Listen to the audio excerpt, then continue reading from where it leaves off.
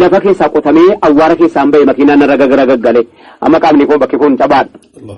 Sigale sa'aatii sana keessa qaamni kan kokunuu asiinis urataadha. Gaafa walloo gallas dhaqxanii bakka sargii wayii baandii muuziqaa keessa dhokatanii jennaan Abrahaam Taaddasaan konkolaataa isiniif ergee jedha seenitti maal maati ta'e guyyaa sana dhokannaa keessan keessatti taas. Sobeetanii nama sirbaa dabaadhu fakkaadhee ijoollee muuziqanyaa bira dhaabbadhee harka rukutee maal jedhee argadheera jiratti. Bitaa kootiin mirga kootti argadheera fuula beeksisaa beekan. Waggaa sadiin dura biyya Suudii magaalaa Riyaad keessatti qabamtanii mana hidhaa galtanii turtan maal balleessanii qabamtan guyyaa sana Ustaaz? Wanni hin qabadhee wajjiniin qabame Islaamummaa wajjiniin hin qabu. جرى ولي فرامتي ديفامي فزنبيني نبدا افتديني رحمتك يتيني kabajamtoota dhaggeeffattootaa fi daawwattoota keenyaa kanneen bakka adda addaa irraa nu daawwataa jirtanuun sagantaan keenya gaafii fi deebii daa'ima waliin gaggeeffama kana fakkaatuun eegalee jira. Ustaaz Raayyaan toorarra jiru. Assalaamu alaykum wa rahmatullahi wa barakaatu. وعليكم السلام ورحمة الله وبركاته. بارك الله فيكم. sagantaa keenya nu jalqaba duraarratti maal jettu laata Ustaaz? بسم الله الذي أجل قبدر الرحمن الرحيم رحمة أسارة yeroo baay'ee maqaa isaatiin jalqabuu jaallattu maaliif laata Ustaaz? أما كان صاري بيقاما قلبينا ما ولانا kanatti aansuudhaan salawaata nabiyyi irratti nuuf buusaatii gara sagantaa keenyaatti kan tarkaanfannu ta'a. الصلاة والسلام على أشرف الوراء سيد العالمين جعل أنبياء الرحمن وأصحابه تابع تمره جردين كرامة فرقة الناجين على نبيك خير خلق الله. guyyaan uummanni muslimaa guutuu addunyaa irra jiru gammachuu guddaa gammaduuf taa'u guyyaa kan Ustaaz.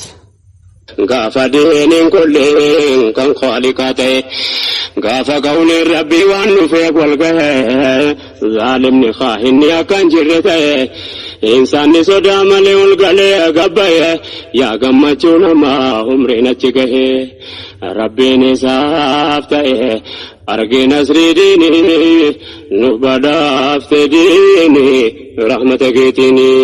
namoota gara amantii islaamaatti dhufuudhaaf karaa irra jiruuf ergaa maalii qabdu sin? diiniin nabii bareedaadha hir'inaan qabu guutuudha duniyaa akhiraa faayidaadha ara galfii biyya lama. kanneen ergaa islaamaa dhagahuu didaniif wanti dhaamtu maaltu jira? dukkanattiin jaamin baafadhu gargaaree amanuu baattullee amantii wal baree isa kami dhugaane isa kami dharre. namoota maqaa musliimaa baatanii qalbiin jaraa shakkii qabduuf Ustaaz? akkiin karaa rabbii qofaa daandii nabiyyal Mustafaa karaa biraa deemuun fafaa nama oofaa jahannama. ulfaadhaa galatoomaa isiniin jecha baay'inni musliimaa addunyaa ol hin dabaluu kanneen jedhaniif deebii maalii kennitu? alhamdulillahi khaliqa ol ta'ee ol dabaluu malee takkaa yoom gatta'ee. baay'inni musliimaa ummata addunyaa yeroo ammaa kun bakka muhaadaraatii fi yeroo jumaa kana isuma yeroo saabotaatiin waliin fakkaatu Ustaaz?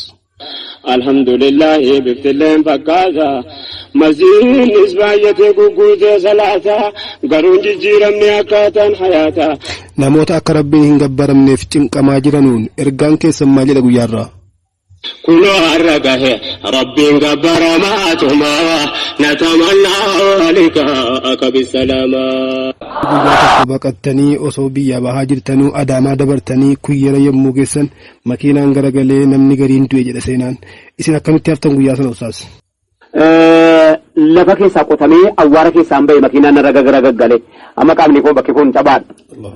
Sigale sa'aatii sana keessa qaamni kan kokunuu asiinis urataadha. Gabee jedhe booddee eessatti ashagama gaba yeroodhaa yeroo hamtuu kana anoo finfinnee dhaabadeen ba'e jaraa sile na baafte eessatti hin deebi'ee galare. gaafa sana ijoollee Jimmaa keessaa Muhammad Ahmad baay'ee isin gargaaree ture jedhama. guyyaan sun guyyaa fuudhataa isaa ta'uu wajjiniin akkam godhe isin gargaaree Ustaaz? Muhammad Ahmad abbaan hawwitu hoteelii wareegama guddaa hamma kana hin jedhamne kaffalee bakka silaa hadha fuudhee miti namni hadha fuudhee cabaa maalitti godha mana isaatti na galfatee diinqa isaa keessa na kaase. diinqa aruuzaa keessa si'a lama na qallabate. gaafa walloo gallas dhaqxanii bakka sargii wayii baandii muuziqaa keessa dhokattanii jennaan Abrahaam Taaddasaan konkolaataa isiniif ergee jedha seenachi maal maaltu ta'e guyyaa sana dhokannaa keessan keessatti Ustaaz? Sobeetanii nama sirbaa dabaadhu fakkaadhee ijoollee muuziqanyaa bira dhaabbadhee harka rukutee maal jedhee argadheera jiratti.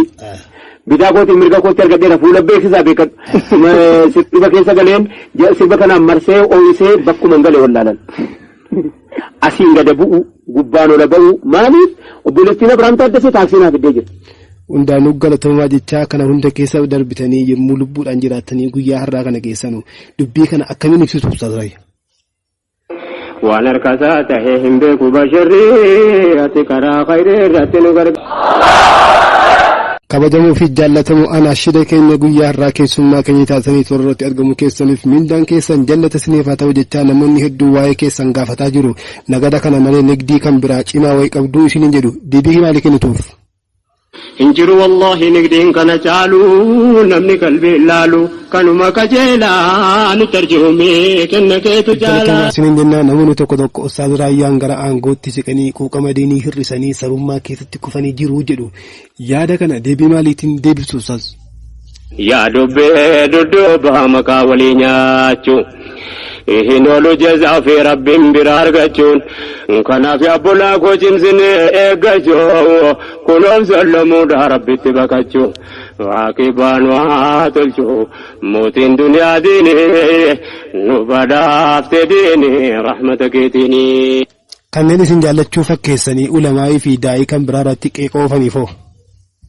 Yaa jamaa sodaadhaa dubbatti arrabaa islaamni qoosaallee akkatti qoosu qabaa astaghfirullahi akka jennu tuuba daangaa rabbicha baa of qabaa yaa jarree ati karaa khayrii irratti nu gargaari. Tole ka Ustaaz nama isiniif jecha itti fakkaatee isin jaallachuu itti fakkaatee ulamaa keenya kabajaa hin jirreef kan ulamaa keenya qadrii isaanii beekaa hin jirreef kan ergaa isaanii dhagaa hin jirreef akkana siyaatti akka gorsaatti wanti dhaamtu maaltu jira?